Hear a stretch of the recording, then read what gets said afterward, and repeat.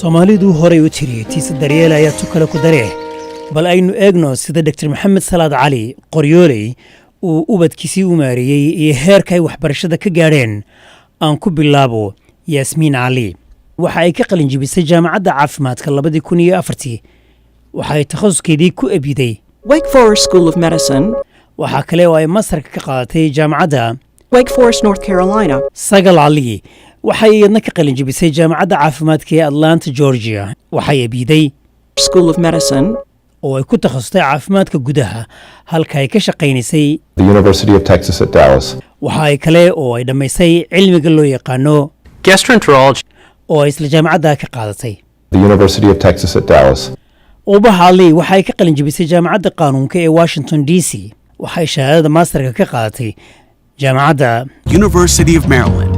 imika waxay ka shaqaysay Nairobi xarunta dalka Kenya ubax waxay qorsheynaysaa in shahaadada ugu sarreysay PhD-da ay ku qaadato qawaaniinta caalamiga midun ka mid ah haddii eeba yiraahdo Faduma Ali imika waxay ku jirtaa sanadii labaad ee kulliyadda caafimaadka jaamacadda The University of Michigan. ee dalkan Mareykanka